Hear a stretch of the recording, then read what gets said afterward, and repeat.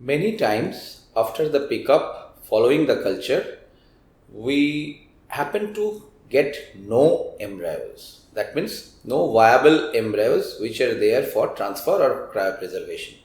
उनका क्वालिटी बहुत ख़राब है. तो बहुत सारे टाइम ऐसे होता है कि पेशेंट्स को जब हम बोलने जाते हैं तो फर्स्ट क्वेश्चन आता है, सर आपको पता नहीं था कि हमारा एम्ब्रायोज डेवलप नहीं होगा, आप पहले से क्यों नहीं बोल पाए, आपको पहले से क्यों नहीं मालूम था कि हमारा एग ख़राब है या मेरा अंडा ख़राब है या मेरा स्पर्म का प्रॉब्लम था, उसमें भी उसके बावजूद आपने आईवीएफ किया, एम्ब्रायोज बना नहीं तो फिर हम क्या करेंगे, obviously so much of cost involve in it.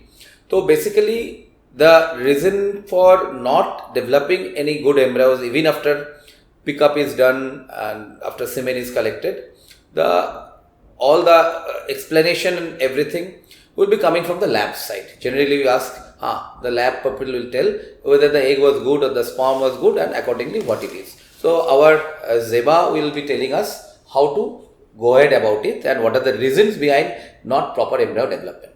Basically, I will like to start from patient getting not pregnant. They only come to us when they do not get pregnant or when they have miscarriages. Then they think of going to infertility specialist. So when an infertility specialist is giving injections and growing her follicles, so you can only see the follicles on the screen, but the quality of eggs is actually not detectable from there. So there's something called quantity and quality of eggs. So even if you have a good quantity of eggs, the quality of egg might be poor.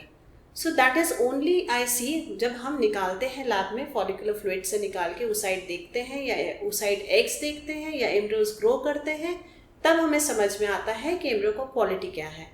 तो embryo quality depend करता है quality of cells जो हमें मिल रहा है husband और wife से, or and also from the lab if lab is not running in a very good condition. So lab generally अगर laboratory होता है तो वो generally good condition में ही run करता है. रहा cells का बात, तो if the patient is not carrying a good cell with a good DNA, then fragmentation might occur in the resulting embryos. So day 1 पे जब हम निकालते हैं oocytes तो कुछ अंदाज हमको तब मिलता है कि इसके क्वालिटी में क्या आने वाला है, एम्ब्रियोज कैसे तैयार होंगे, तो फिर हम वैसे पेशेंट को डॉक्टर को अपडेट देते हैं.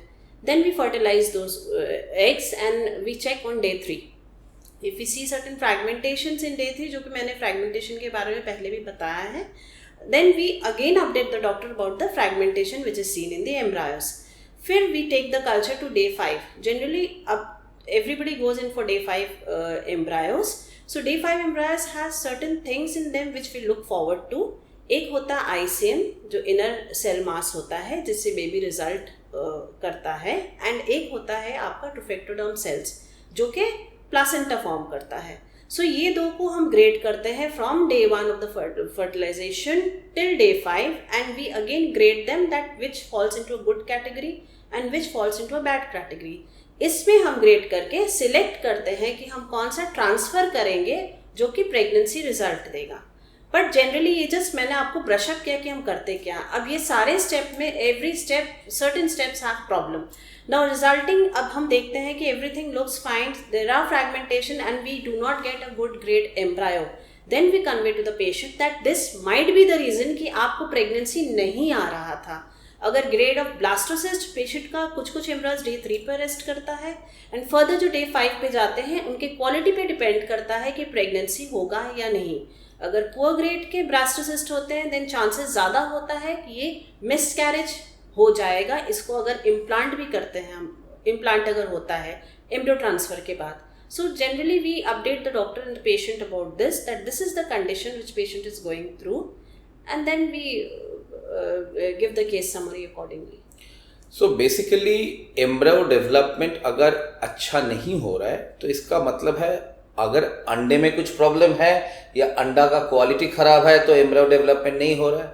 कभी कभी स्पर्म में प्रॉब्लम है या स्पर्म का क्वालिटी खराब है तो वहाँ से डीएनए फ्रैगमेंटेशन रिपोर्ट खराब है तो उसमें प्रेगनेंसी या एम्ब्रियोज अच्छा नहीं बन पा रहा है. या ये दोनों अगर अच्छा है फिर भी कभी ऐसे होता है कि एम्ब्रायो डेवलप नहीं होता है. So that is the case, then we come conclude that if the lab is okay, follicles formed were okay, fertilization was okay, and then still we see fragmentation, then that means that there's some kind of cellular things which is not running well for the formation. They are not compatible with each other, the egg or the sperm, because we do not test the DNA of the egg or the sperm.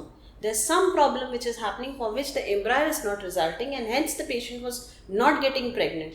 See, in the laboratory we can only look into the gametes, we can see the cells, we can assist reproduction, but we cannot change the cell, we cannot change the embryo. তাহলে এটা থেকে আমরা এটা বুঝতে পারছি যে আমরা IVF প্রথমবার যখন করছি, আইভিএফ করে আমরা কিন্তু জানতে পারছি বা শিখতে পারছি যদি সেই এমব্রায়ো ডেভেলপড না হয় সেখান থেকে কি কারণে এটা ডেভেলপড না হয়েছে বা হয়নি সেই ব্যাপারটা। তার মানে তার আগে কিন্তু আমাদের কাছে কোনো রকম জ্ঞান থাকে না বা নলেজ থাকে না যে এটার থেকে এমব্রায়ো ডেভেলপড হবে কি হবে না। আমরা শুধু এটুকুনি দেখতে পারি আল্ট্রাসাউন্ডে যে কটা ফলিকল দেখতে পাচ্ছি, কটা ফলিকল তৈরি হতে পারে, কিন্তু তার মধ্যে এগ আছে কি না বা তার কোয়ালিটি ভালো কি না বা তা থেকে খুব ভালো এমব্রায়ো তৈরি হবে কি না তার সম্বন্ধে আমাদের কিন্তু আগে থেকে কোনো জ্ঞানও থাকে না। হ্যাঁ, যদি আমাদের কাছে হিস্ট্রি থাকে যে পেশেন্ট আগে কোথাও আইভিএফ করিয়েছে এবং সেখানকার সামারিতে বলা আছে যে এমব্রায়ো ভালো তৈরি হয়নি বা কটা ফলিকল বা কটা উসাইট পাওয়া গেছিলো, কিন্তু সেখান থেকে অনেকগুলো উসাইট পাওয়া গেছিলো কিন্তু সেখান থেকে এমব্রায়ো তৈরি হয়েছে খুবই কম, দুটো কি তিনটে কি আরও কম, মানে সেক্ষেত্রে যদি সামঞ্জস্য না থাকে তখন একটা আমরা সন্দেহ করতে পারি, হতে পারে যে এগের কোয়ালিটি ভালো ছিল না বা স্পার্ম কোয়ালিটি ভালো ছিল না, সেরকম এমব্রায়ো হয়নি। সো বেসিক্যালি ফার্স্ট আইভিএফে এটা কারোর পক্ষেই বলা সম্ভব নয় that whether you are going to develop the embryos 100% or not if the quality of egg or the sperm is not up to the mark. Hope this information is helpful to you all. Thank you.